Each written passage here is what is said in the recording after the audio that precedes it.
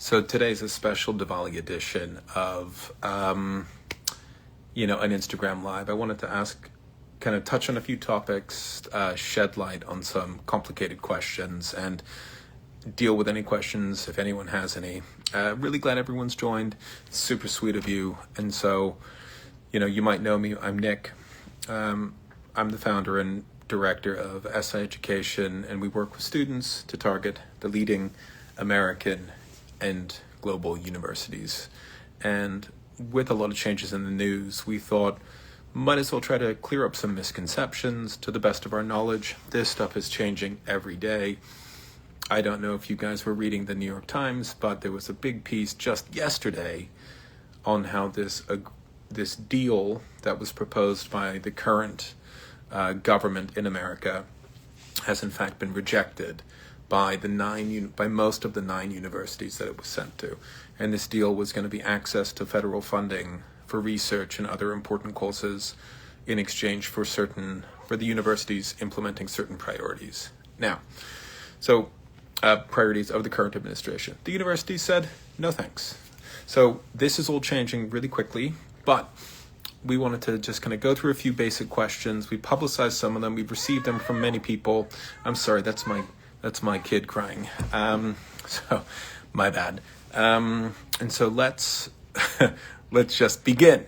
Now, so to what extent, the first one is, to what extent are U.S. colleges factoring in the new visa uncertainties when recruiting international students who are going to be making these significant financial investments? That's a good question. We've polled every good American university. That's about 150 that we always work with. Kind of year after year, we apply to about 150 unis across our students. And, we've asked them, and every single university has said, we want international students. We're not changing our policies. We have no plans to change our policies. Some of the universities were actually saying this is fake news, this is not being reported correctly. And so basically, colleges, I think, U.S. colleges have always been uniquely supportive for international students. International students have been a unique part of the kind of educational fabric of America, and that doesn't look like it's changing. So I would say the one major difference is that these unis are actually responding to our emails much more quickly.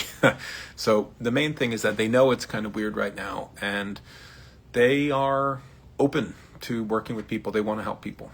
Now, number 2, is pursuing U.S. higher education still a smart bet for international students? Okay, good question. I would probably say, I'm allowing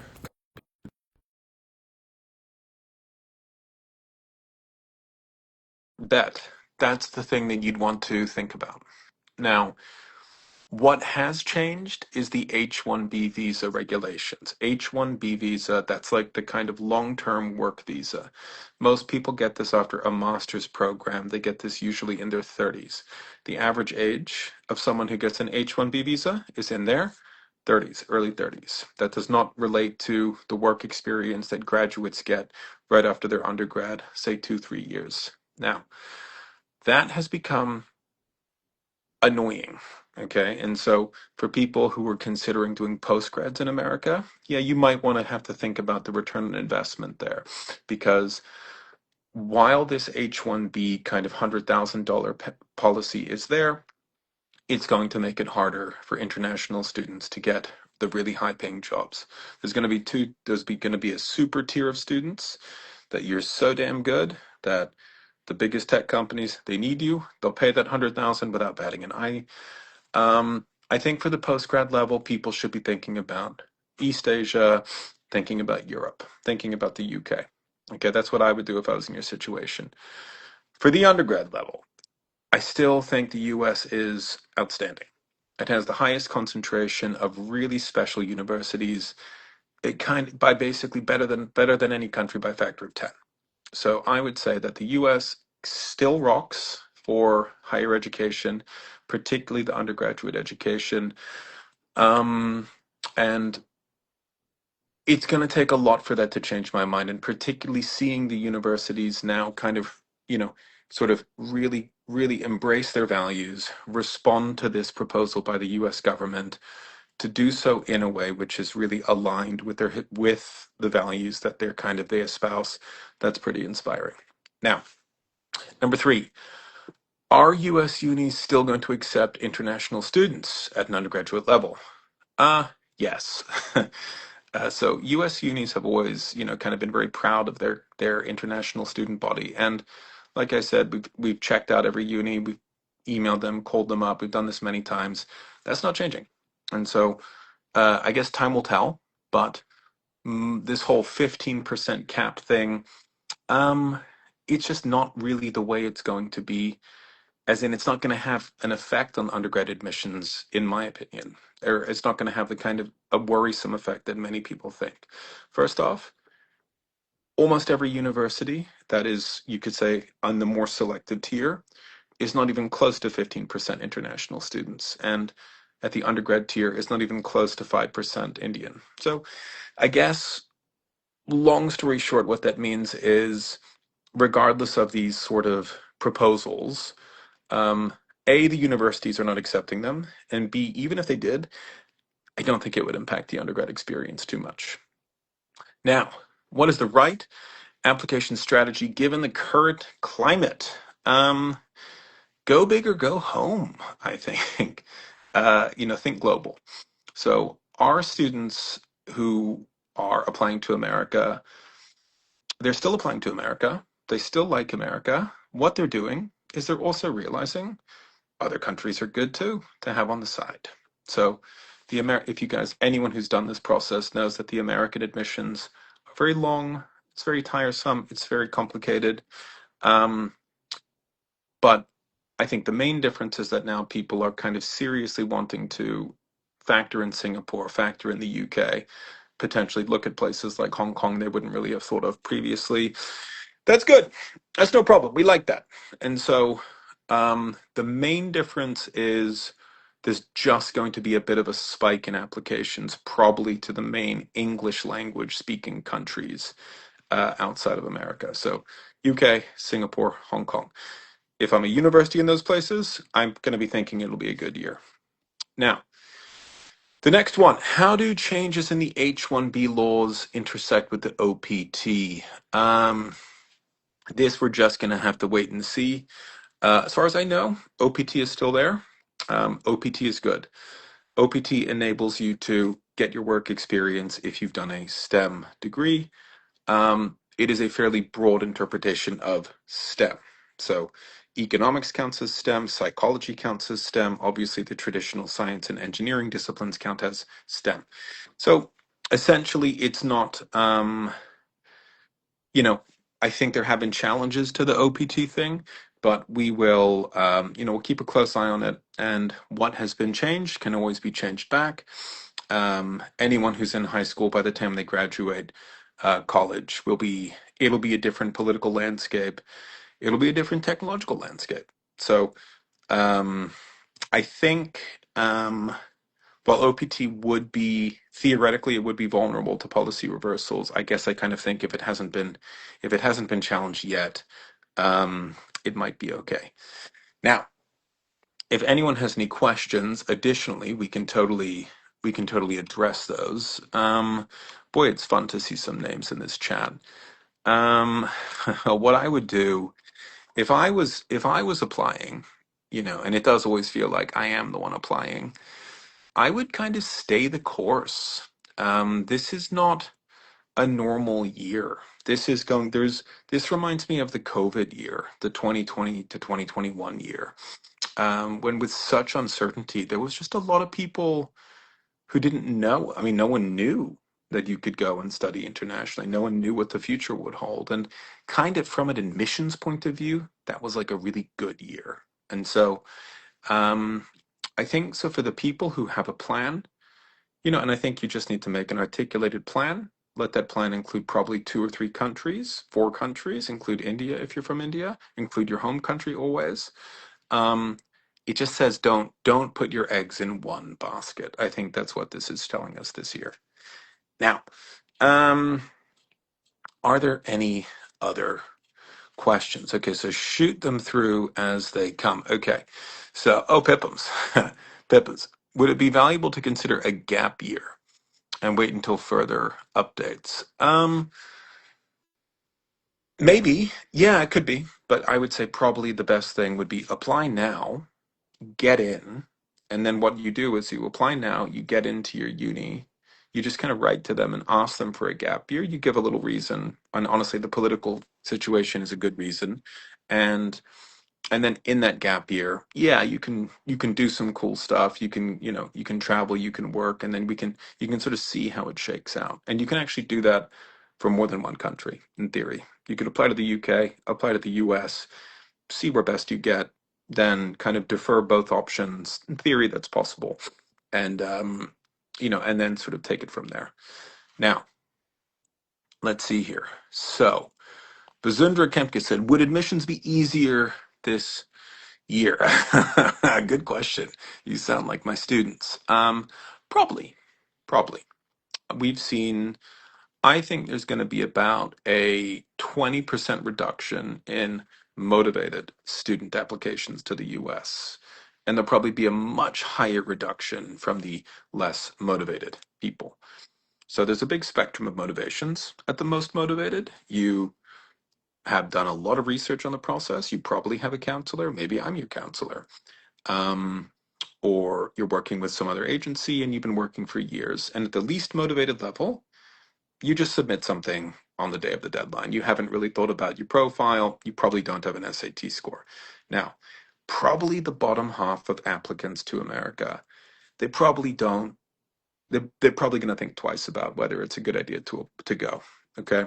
Whereas I think the top half of applicants, I think we're just going to see people applying to different countries, and probably there's going to be about some reduction in that number, but I don't think it'll be a huge reduction.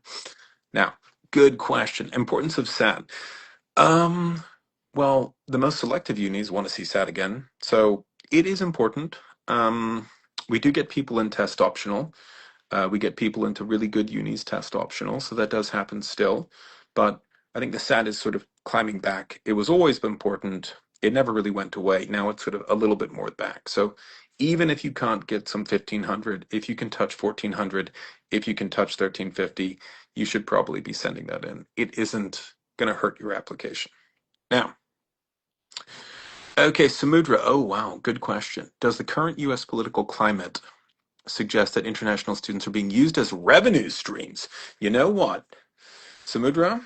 Keep in mind there's two types of international student, undergraduate and postgraduate. Okay. I've always been a little bit curious and concerned about postgrad programs that are 90% or higher international that do not publish their placement data, their job placement data. We actually did a big analysis of this about a year ago. Um, and there's a lot of postgrad programs that I think are very happy to load up their batch with international students and do not deliver jobs or best prospects in return. So that's true. Um, does so the current climate, in a sense, the current climate doesn't change the fact that these programs have always been there. They've never been a good idea. For people who are wanting to do them in order to get like a specific type of job. Like you can't just go do like a random master's program and then go get a job at Google or something. It doesn't work like that in America. Um, even though the unis might let you think it works like that. So I don't think the unis have always been acting in the best faith when they have master's programs that are like 80 to 90% international students. Now, for the undergrad, it's totally different. The most international university starts to creep up towards that 15% barrier, but usually it's from 10 to 15% of the international batch. So I would say, no, I don't think at the undergrad level, the tier one, tier two universities have been acting in bad faith or been using international students as like revenue drivers. They don't need to. They have plenty of money. Um, More lower ranking universities that have, you could say, probably a higher reliance on international students for revenue. Yeah, maybe they are. And I don't like those unis. Nobody does. So, um, At SI, we tend to focus on the really popular selective ones because it's kind of a proven thing. That we know they're good. Everyone thinks they're good. So it's sort of like you can't go wrong. Now, um, what are good IBDP scores to get into a good undergrad uni? Depends on the uni, but if you're talking about USC, that type of uni, you would need probably a 35 or 36 in 11th.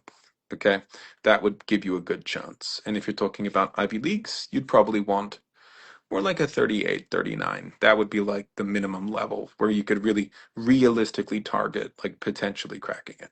Now, hey, Beret Scholars. Wow. Okay, Fudd. Um, what safeguards exist for students midway through degrees if H-1B opportunities shrink further? So H-1B isn't really the worry. The worry is the OPT. Now, the optional practical training, that automatic 2-year extension for people who've done STEM degrees.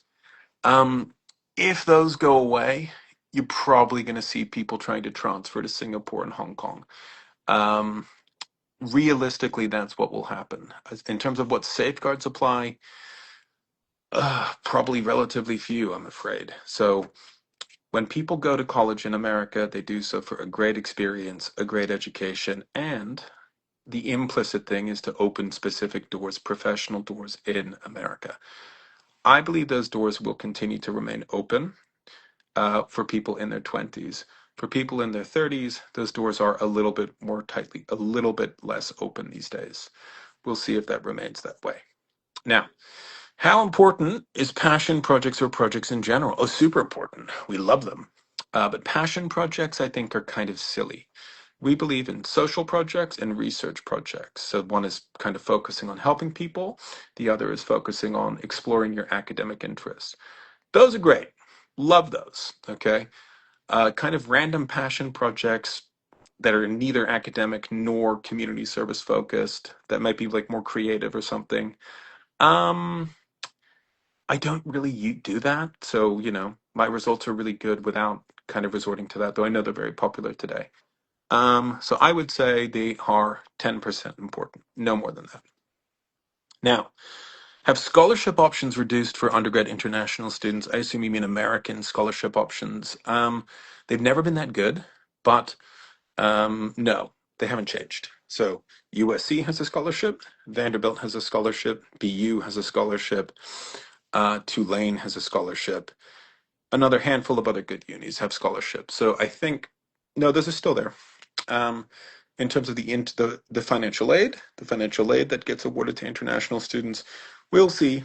Okay, but what we're hearing from universities, all of them, are they're saying we care about our students, we care about international students. We're not changing. That's what we're hearing from every single university. Okay, so that's the reason we're doing this live today. Now, wow, your daughter got 1550 in SAT and 99% in CBSE. Oh my God. Um, is her academics good for an Ivy League? Um, yes, her academics are amazing for an Ivy League. It kind of depends on the subject that she applies for. That is, that she tells the university she wants to study. Even if she says computer science, that might still not quite be enough. Let her apply for eco or math or something. She'll probably get in. That's amazing. She has to make sure her essays are good. You can contact the office. They can set up a consultation with me. Is having a language at GCSE helpful? Yeah, good question. Well, yes, it's very helpful. And so most US unis want to see that you've done 4 years of math in high school, 3 years of science in high school, and 2 years of foreign language in high school. So doing a foreign language in ninth and 10th, that kind of satisfies that criterion. So yeah, good questions. Um, oh my God, yeah, good. Okay, wow, real counseling questions. 1450 for Stern ED. Is it good enough to send? 2 years ago, Stern used to publish its average admitted SAT score, and NYU CAS used to publish its average admitted SAT score. NYU CAS, 1440. NYU Stern, 1540. So if you're applying to Stern, I think you're better off going test optional with 1450. Now, let's see here. Should prospective from Aman Gupta, hello, should prospective students expect that U.S. work visa policies will stabilize, or is volatility the new normal? Um, I get that's a great question. I think there's only so much volatility about this stuff. The U.S. government is kind of taking on is kind of challenging a lot of our assumptions about the opportunities America students can have in America. Kind of pillar by pillar. There's not that much left to kind of go after apart from the OPT stuff, the OPT extension. So no, I think in a way, I think the bad news has been released. I think that the attack has been made. I think we're going to see what the universities do in response. That's it. I don't think, when it comes to like, grim questions of like, will, unis be punished for like accepting international students?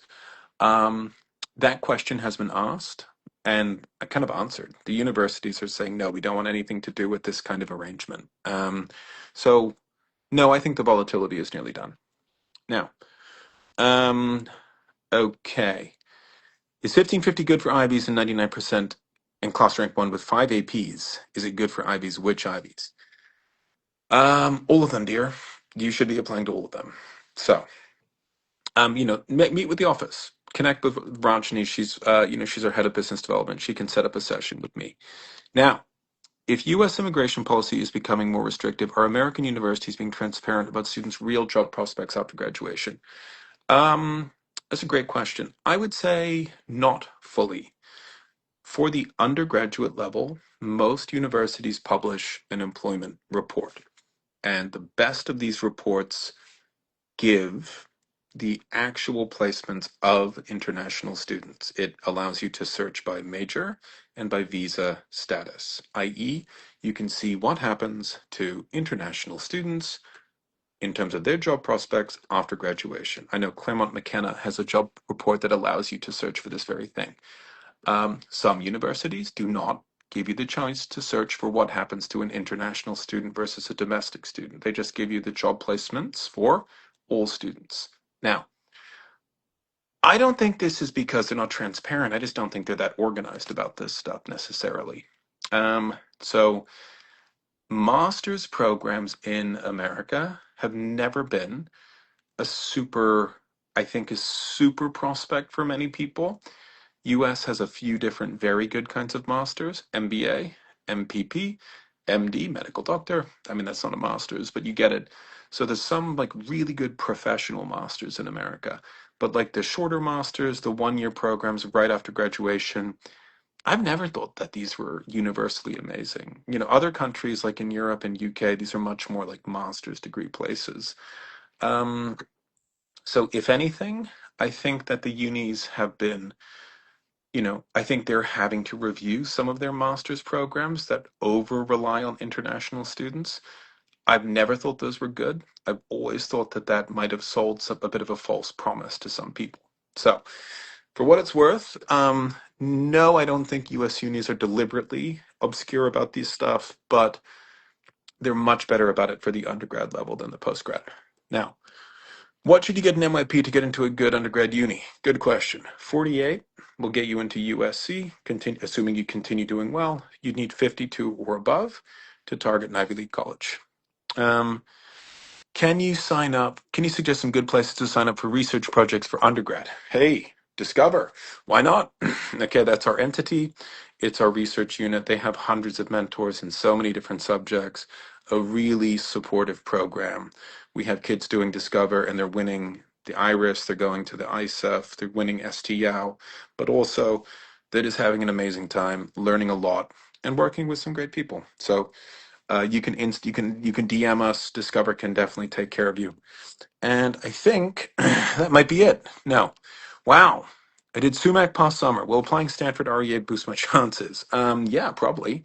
But it's weird. The SUMAC students we've had, they tend to get into Harvard, not Stanford. Weird. Um, apply your Stanford REA. You kind of have to if you've done SUMAC. It won't make sense otherwise, but you're going to be an enormously successful candidate. DM me, set up an appointment. I'd be happy to talk through your options. Hey, someone just explained. Wow. Hey, VK. Now, All right, 1550 SAT score with all five APs five, class rank number one, 99%, research projects in social service, pursue economics. Is this a good profile? Yes, it's a very good profile.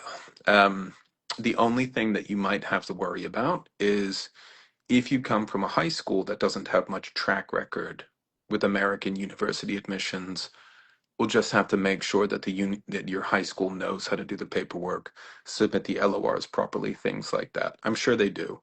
Um, DM Rajni, DM us, set up a meeting. I'd be happy to try to talk you through it.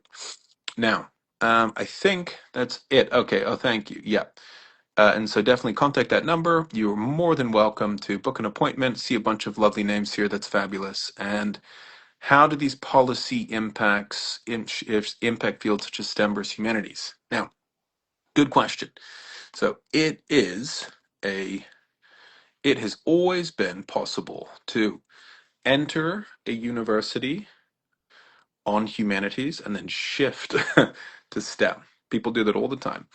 Now, what could change is that might become harder at certain unis. So at the elite private unis, when you enter, you do not have a subject. At Harvard, when you enter, you do not have a subject.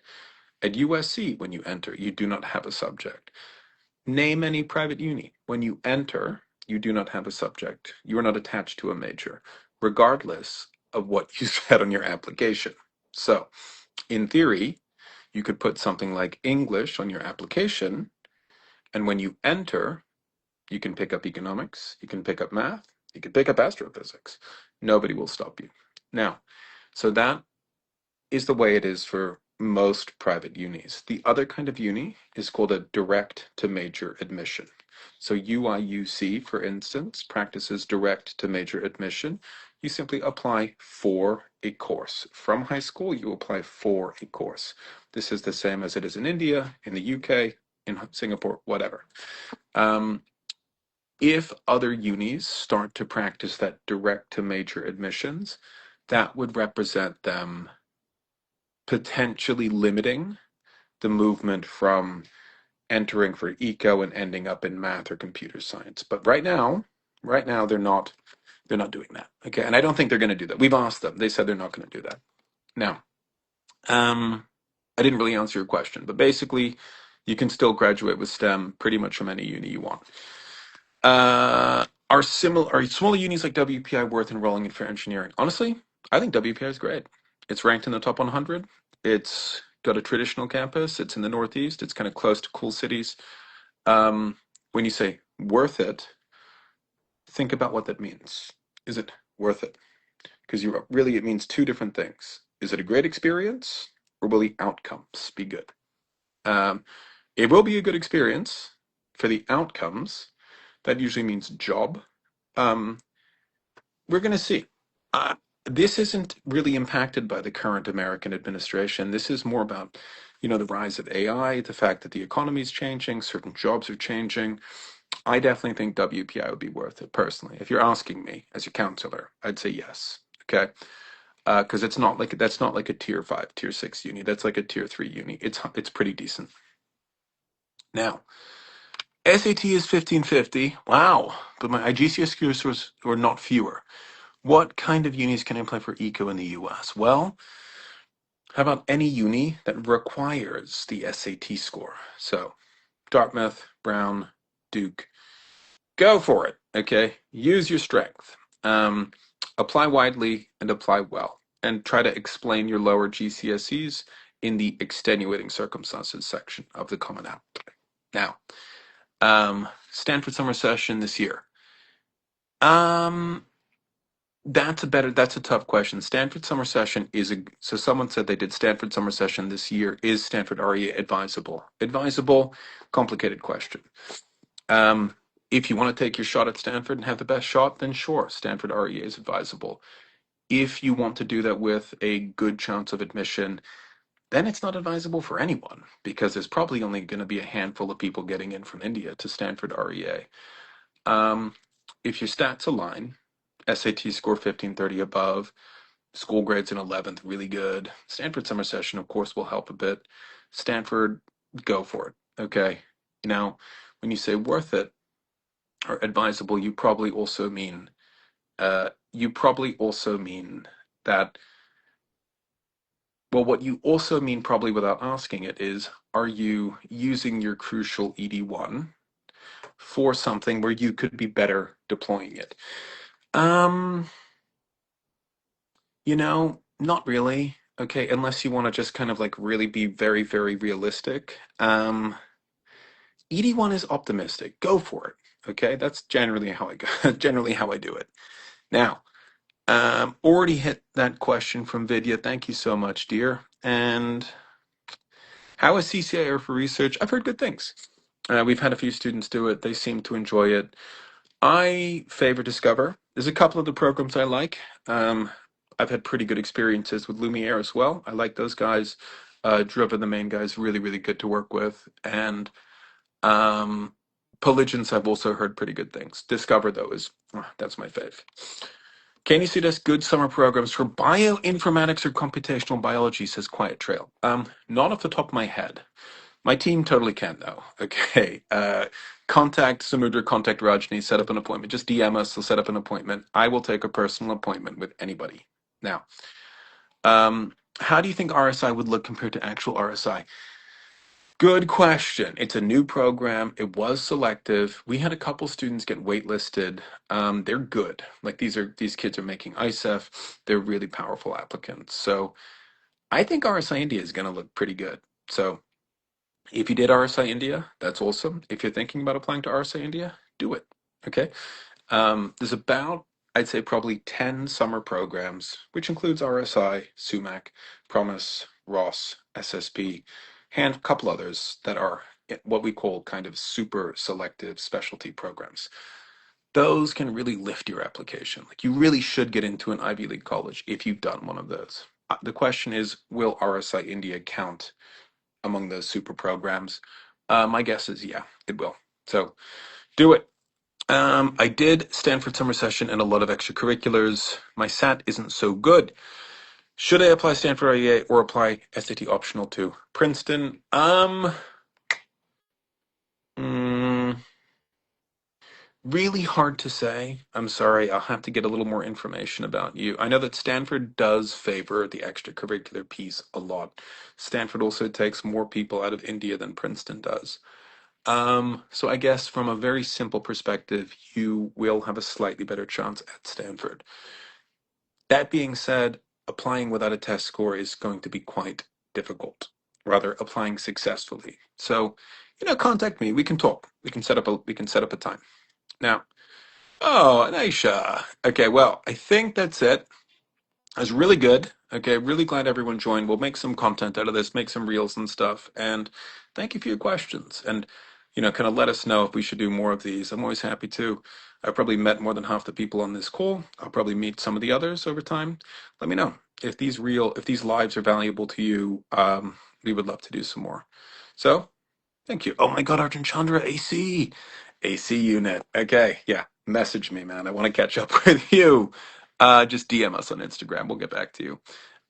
Just DM us on Instagram. All right. Thank you guys very much. That was awesome. I gotta go. Bye, bye, bye. Happy Diwali.